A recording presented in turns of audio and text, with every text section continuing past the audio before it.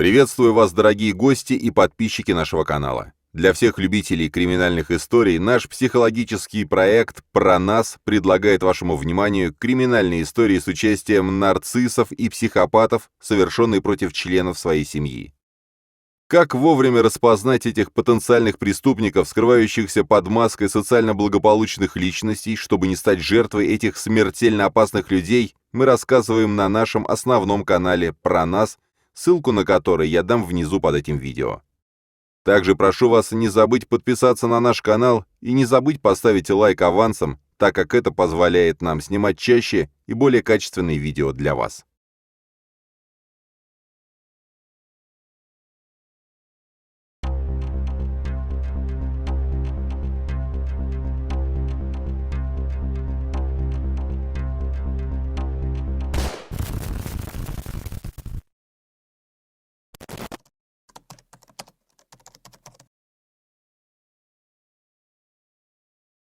Германия, 2005 год. Разбирая старый гараж на соседском участке, мужчина обнаружил пугающую находку – человеческие кости. Они были везде – в аквариуме, в ведрах, в цветочных горшках. Но самое шокирующее во всей находке – это были останки 9 младенцев. Эта вопиющая и душераздирающая история произошла в Восточной Германии, в небольшом городке на границе с Польшей. Сабина Ильшан родилась в 1966 году. С 1984 года она проживала во Франкфурте на Одере, промышленном городе с высоким уровнем безработицы. По профессии ассистент дантиста, Сабина со своим мужем Оливером работала в полиции Штази, неуважаемой среди горожан и пользующейся дурной славой. С 3 детьми чета Ильшан проживала в многоквартирном доме, что было довольно обыденным явлением для большинства членов Штази Франкфурта на Одере. 1988 год. Коммунистический режим все еще процветает в большей части Германии. В этом же году происходит шокирующий инцидент, когда Сабина Ильшан рожает своего 4-го ребенка. Пока в соседней комнате ее муж Оливер спит сном младенца, в туалете их дома происходит жуткое убийство. Сабина рожает прямо в унитаз, окуная голову младенца в воду. Смерть младенца служит основой для того, что происходит позже. Во время командировки в Гослар в 1992 году роды застают Сабину в небольшом отеле. Оставив ребенка под одеялом, она игнорировала его плач, пока младенец не замолчал от удушья. Забрав тельце малыша домой, она его похоронила. Страх раскрытия беременности и неудобных вопросов гинеколога помешал ей пойти к врачу и помог скрыть от семьи и соседей 7 последующих беременностей, происходивших между 1992 и 1998 годами. В период между 1988 и 1998 годами Сабина родила 9 детей. В 2001 году муж съезжает от Сабины. Он и их 3 детей даже не подозревают о многочисленных беременностях Сабины. В 2002 году суд передает опеку над детьми мужу, и жизнь Сабины продолжает катиться вниз. В 2003 году полиция арестовала Ильшан за мелкую кражу. Она сильно пьет, у нее появляются различные бойфренды, от одного из них Сабина рожает дочь. В 2005 году после многочисленных лет супружеских разногласий супруги Ильшан разводятся. После развода с мужем Сабина забеременела от своего нового бойфренда и выносила ребенка до срока. Всего же она была беременна 13 раз. Страшные открытия детоубийств были сделаны соседом семьи Ильшан, который обнаружил человеческие кости, разбирая соседский гараж. Прибывшая на место полиция обнаружила тела 9 младенцев, которые были закопаны в аквариуме, в ведрах, в консервных банках, в вазонах, коробках от обуви, в цветочных горшках в саду родителей Сабины. Ее арестовали. Ильшан заявила полиции, что имеет какое-то отношение к смерти 2 детей, но не может вспомнить смерть 7 других, так как подолгу находилась в алкогольном беспамятстве. На полицейском допросе муж Сабины Оливер отрицал свое знание о беременностях бывшей жены. Он был уверен, что она страдала лишним весом. Полиция начала отдельное расследование по его роли в этом деле. Оливер Ильшан был единственной любовью жизни Сабины и первым мужчиной, с которым у нее состоялся сексуальный контакт. Контрацепция никогда не обсуждалась в их семье. Она боялась его реакции на первую беременность в 1988 году. Смерть первенца послужила основой для того, что произошло позже. Ей постепенно становилось легче допускать смерть своих остальных 8 детей, родившихся между 1992 и 1998 годами. «Мне нужно было поторопиться с родами очередного ребенка, пока мой муж Оливер не вернулся домой с работы», — призналась Сабина. «У нас уже их было 3, мой муж больше не хотел детей. Я боялась, что муж бросит меня и заберет с собой детей. Я всегда надеялась, что он сам заметит беременность». Сабина ни с кем не дружила. Ни ее муж, ни родители не предоставляли ей дружеского плеча и поддержки. Она не причиняла активного вреда детям, но они умерли из-за отсутствия заботы и потому, что она была слишком пьяна, чтобы помнить об их рождении или об их смерти. Завернув полиэтиленовые пакеты, Сабина закапывала тела в цветочных горшках, прятала в морозилке, консервных банках или обувных коробках. Каждый раз она глушила боль алкоголем до потери сознания, когда у нее начинались схватки во время родов, чтобы не помнить происходящего процесса. И каждый раз, просыпаясь, она находила безжизненное тельце на балконе своей квартиры, после чего перевозила и закапывала его в почву родительских владений. Сабина призналась, что была алкоголичкой и не контролировала свою зависимость. 2 мая 2006 года началось следствие.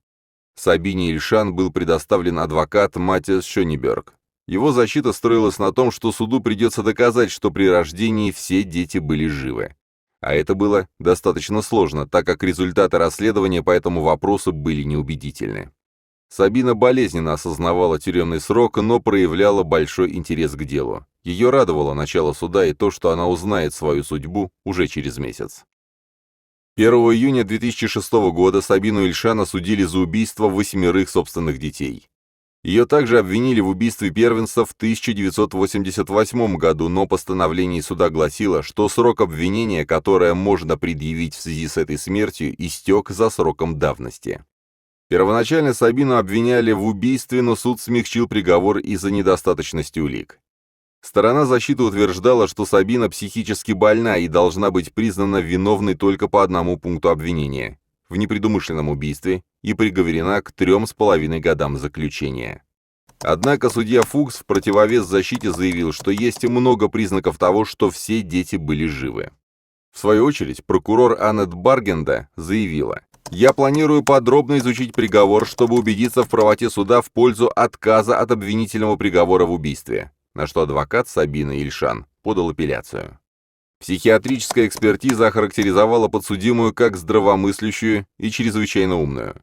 Исходя из этого, государственная прокуратура Бранденбурга обвинила Сабину Ильшан в 8 убийствах и потребовала пожизненного заключения. Сабина Ильшан годами держала в морозильной камере 2 младенцев, прежде чем поместила их в цветочный горшок, стоявший на балконе их квартиры, который впоследствии перевезла в дом своих родителей, заявила прокурор Аннет Баргенда. Обвиняемая неоднократно беременела, потому что отказывалась от использования противозачаточных средств по религиозным убеждениям, но этот факт не снижает ее ответственность за преступление. Патологоанатомы так и не смогли сказать, родились ли дети живыми или определить причину смерти, потому что их останки на момент обнаружения находились в состоянии сильного разложения. Однако они смогли определить пол новорожденных – 7 девочек и 2 мальчика. Тесты ДНК показали, что все дети были Оливера Ильшана, но он отказался давать показания в суде, как и 3 взрослых детей пары. 42-летняя Сабина Ильшан была алкоголичкой и жила в полной изоляции. Такой отчет предоставил суд Франкфурта на Одере. Находясь в превентивном заключении, она узнала, что страдает серьезной формой рака, и после оглашения приговора ей предстоит операция. Выслушав апелляционный протест против суровости приговора, Бранденбургский суд приговорил Сабину Ильшан к 15 годам лишения свободы в 2006 году. Это максимальный срок, вынесенный по 8 пунктам обвинения в непредумышленном убийстве. Убийство 9-го ребенка было покрыто сроком давности. Суд считал, что Сабина намеренно скрывала свои преступления, избавляясь от тел новорожденных. Приговор принял во внимание, что 8 младенцев были убиты, даже не имея возможности начать свою жизнь, сказала председательствующий судья Барбара Сатлер. Благодаря этому вопиющему свершению правительство решило усилить защиту детей. Небезразличные люди устроили импровизированный алтарь из цветов и плюшевых медвежат недалеко от участка, где были найдены останки 9 младенцев. Почему? Почему? Почему? Усыпаны вопросами развивающиеся плакаты неравнодушных жителей. До сих пор ведутся многочисленные споры о том, символизирует ли эта история крах семейных ценностей в депрессивных районах бывшего коммунистического района Германии. Случившееся потрясло Германию до самых глубин. Политики, психологи, авторы редакционных статей все пытались выяснить, кто же несет ответственность за сокрытие происходящих на протяжении многих лет детоубийств. Сыпалась критика на соседей Сабины Ильшан во Франкфурте на Одере, которые не обращали должного внимания на нее и не сообщали о странном поведении с ее стороны. Возможно, это и служило причиной долгого сокрытия преступлений. Но соседи, друзья и родственники утверждали, что ее массивное телосложение и свободная одежда позволяли скрывать свою беременность. Они также подчеркивали, что Сабина была хорошей матерью для своих 3 выживших детей, 2 сыновей и дочери. Этнолог Эдит Вольберг подчеркивает тот факт, что большинству непонятно произошедшее с Сабиной Ильшан, и это указывает на преобладающее чувство безразличия не только в сельских районах Востока, но и по всей Германии в целом. Являясь пресс-секретарем немецкой ассоциации акушерок, Вольберг заявила: «Мы общество, которому ни до чего нет дела. Потом все скажут, мы ничего не замечали. Но не думаю, что мы очень проницательны, мы просто боимся конфронтации. Немцам нравится смотреть в другую сторону». Принудительная пролетаризация отдельных регионов под руководством Восточной Германии создала культуру апатии, пособничая таким преступлениям, заявил министр внутренних дел Бранденбурга Йорк Шенбан, чем привел жителей Востока в ярость. И не мудрено, ведь за последние десятилетия в Восточной Германии было найдено мертвыми в 3 раза больше младенцев, чем в Западной. Все, начиная от местного пекаря и заканчивая канцлером Германии Герхардом Шрёдером, поспешили раскритиковать данное заявление. Нелестные замечания на сентябрьских всеобщих выборах повлияли на Востоке на ключевые голоса христианским демократам Ангелы Меркель, являющейся канцлером. «Вы не можете и не должны пытаться объяснить такое ужасное преступление такими общими оценками», заявила Ангела Меркель. Все перипетии жизни Сабины Ильшан освещались немецкими таблоидами. Немецкие власти назвали этот случай убийства новорожденных детей самым худшим случаем инфантицида после войны в стране. Мы пытаемся собрать воедино то, что бывшая ассистентка стоматолога, разведенная, безработная женщина, регулярно убивающая свое потомство, делала за последние несколько лет, сказал прокурор Ульрих Шердинг. Сабину Ильшан отправили к психиатру для проведения диагностики на вменяемость, результаты которой так и не были обнародованы. Прокурор Шердинг рассказал о том, что Сабина была спокойна в своей камере, а один из обвинителей заявил, что Ильшан почувствовала облегчение от того, что наконец может говорить о событиях. А нам остается только догадываться, что побуждало Сабину на протяжении многих лет рожать и убивать собственных новорожденных младенцев. Была ли алкогольная зависимость следствием или причиной этих убийств? Почему Сабина хранила своих убитых младенцев в непосредственной близости? Она сожалела о сделанном, или это была какая-то форма наказания себя? Возможно, она таким образом пыталась напоминать себе о том, что нужно избегать последующих беременностей, приводящих к убийству. Почему Сабина не прибегала к абортам в других соседних странах, таких как Нидерланды, в которых существует мало юридических ограничений или их вообще нет? Согласно немецкому законодательству, те же самые дети могли быть законно убиты до рождения в возрасте до 12 недель беременности. Законодательство Германии разрешает аборты по требованию в первом триместре беременности, и аборт может быть оплачен государством, если установлено, что у женщины низкий доход. В 1988 году, когда у Ильшан родился 4-й ребенок, при коммунистическом режиме Восточной Германии аборты были разрешены по требованию на срок до 12 недель. И Сабина, как безработная, могла бы получать аборты за счет государства. Зная она об этом, обратилась бы Сабина за квалифицированной медицинской помощью. Не пользуясь контрацепцией по религиозным убеждениям, считала ли Сабина убийство новорожденных не таким страшным грехом, как сама контрацепция или медицинский аборт? Сложно делать какие-то заключения, не зная всей полноты ситуации. Возникает большой вопрос о роли мужа в данной истории. Почему Сабина боялась сообщать ему о беременности? Почему он не обсуждал вопрос контрацепции со своей женой? Ведь взрослый здоровый мужчина должен был понимать, что, живя полноценной сексуальной жизнью со своей супругой, нельзя избежать нежелательных беременностей без использования контрацептивов. Как он был намерен решать вопрос о появлении очередного ребенка или предотвратить появление нежелательной беременности?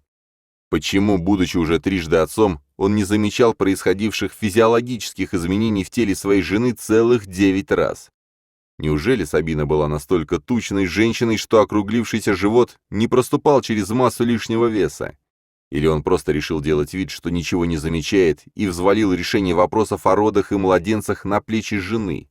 Почему мать Сабины, будучи глубоко религиозной женщиной, не поговорила со своей дочерью на такую важную тему, как предохранение от нежелательной беременности? Почему мать не рассказала дочери о том, как важно и нужно посещать гинеколога?